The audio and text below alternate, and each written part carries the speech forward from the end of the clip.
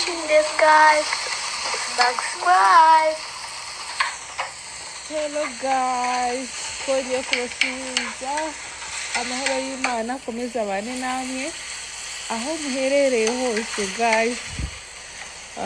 Aho bitameze neza turabasabira kwihangana, turakomeza kubazirikana. Uno munsi ushaka ko bimeze neza cyangwa bimeze nabi, ejo bikamera neza cyangwa bikamera nabi.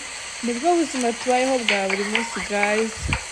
Ni ukwihangana, niko isi iteye guys. Kano kanya twongeye kwishimira kubana namwe, turagarutse. Ni ka gacano kanyu, ni cya gikoni cyanyu, ni wa muntu wanyu ugarutse kongera kubagezaho ibintu byiza guys. Muri kano kanya muri kubibona tugarutse mu gikoni cyacu. Turabasaba kugira ngo abari kure mutere agatebe muze murebe ibyiza twabateguriye kuri uno munsi guys. Tugeze mu gikoni cyacu, dutangiye guteka. Twateguye ikintu bita daka breakfast, ifunguro rya mu gitondo ku banyakazi, ku banyeshuri, ku bantu mwese mukenera kuba mwagira icyo mufata mbere yuko mugira aho mujya cyangwa mugira icyo mutangira gukora guys. Twabateguriye breakfast yoroshye gukora, nziza cyane kandi iryoshye mu minota mike. Iyi ngiyi nayiteguye mu minota 10. Nari mfite umwana ugiye kujya ku ishuri nk'ibisanzwe.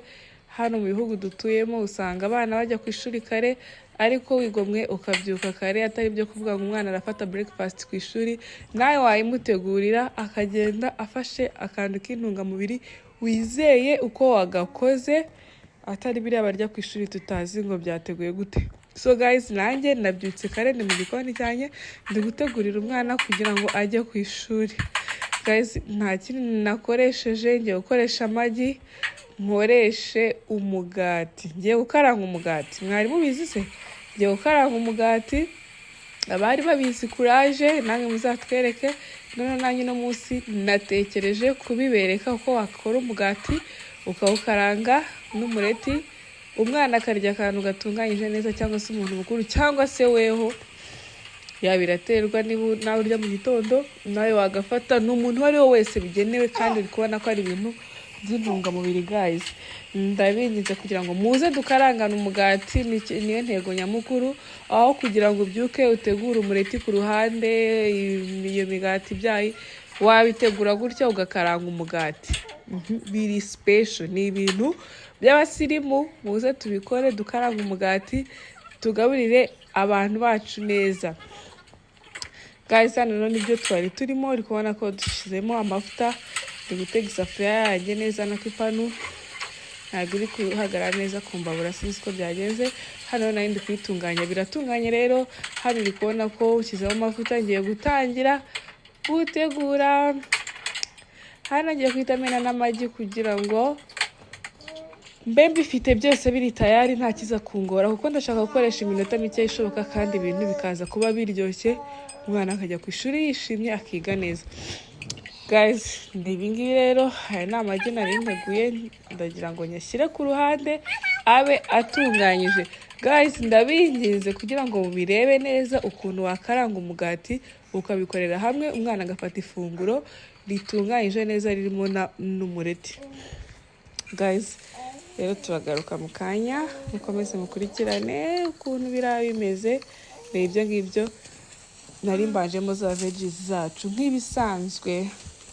Sawa, turagaruka mu kanya.